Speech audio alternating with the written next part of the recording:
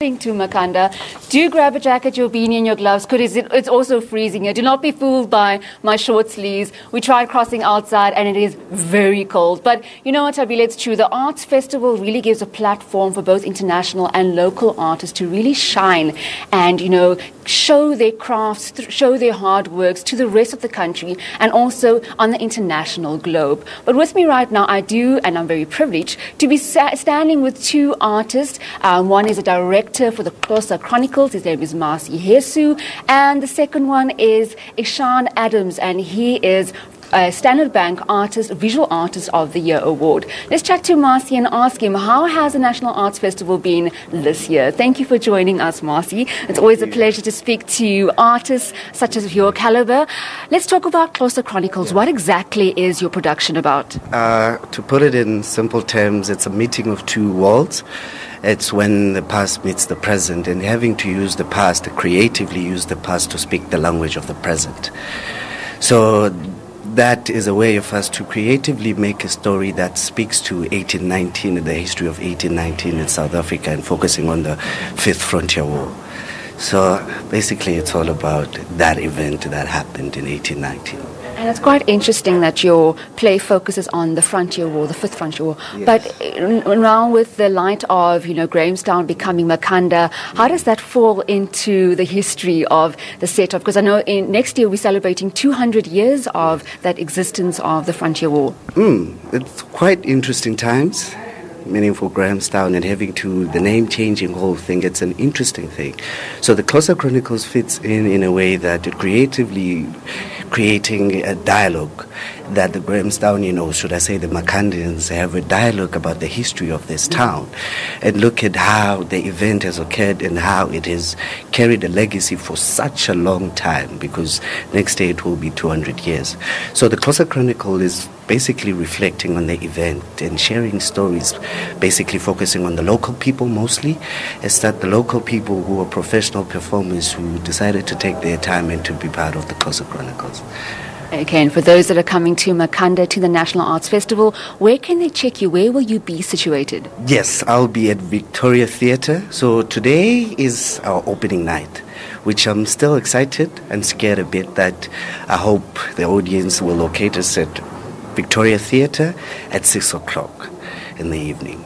Thank you very much, Marcy. That was Marcy Hesu, the director of Xhosa Chronicles, looking at the Frontier Wars, and it fits very nicely into the name change of Makhanda. With me right now, I also have the Standard Bank Young Artist of the Year, Ishan Adams, for Visual Arts, and he's going to be telling us about his creation.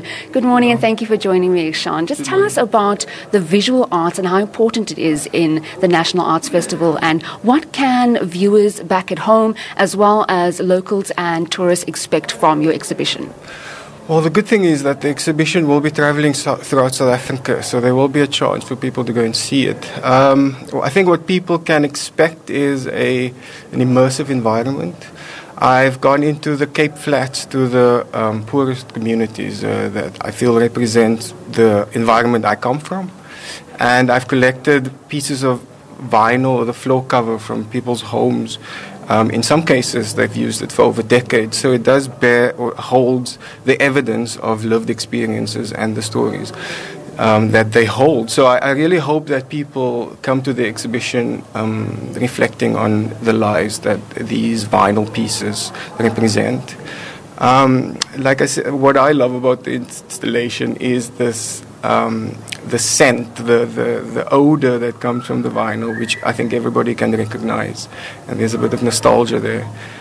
So yeah, part of that sensory experience, my brother and I do this performance. It's a feet washing ritual, so it's a bit of spirituality there and a bit of humility and forgiveness. And for the Grahamstown Festival opening, my mom cooked a very traditional Cape Malay dessert as part of a performance catering experience. So yeah. That's lovely. So now they not only can experience the visual arts, but they can also have a taste of that Cape Town flavor as well. Yes, so I wanted the exhibition to operate on multi-levels, So layers. So there's the deeply personal, involving my family, my brother, who we have a very particular history with. But then there's also the cultural, the political.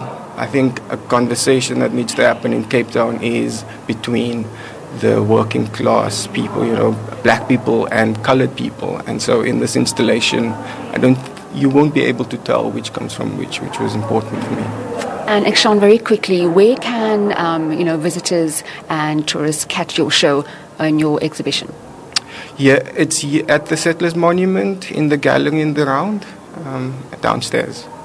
Thank you very much. So there you have it. That was Ikshan Adams, the Young Artist, Standard Young Artist of the Year for Visual Arts, as well as Marcy Hesu, the Director of Xhosa Chronicles. So for those that are traveling to Makhanda for the National Arts Festival, there's an array of shows that you can watch. A lot of artsy things, arts and crafts. And if you're looking for that special bag or two, you can pop down to the Village Green. They have a huge market there. And for those who are looking for food, you best to check that place out too. Lovely, lovely food at those stalls as well. So there you have it, Tabile, from the National Arts Festival. It's back to you in studio. Thank you very much, Jade. That was our reporter, Leigh Paulse, joining us from the National Arts Festival in Makhanda, which was formerly known as Grahamstown. We still have more for you coming up after this.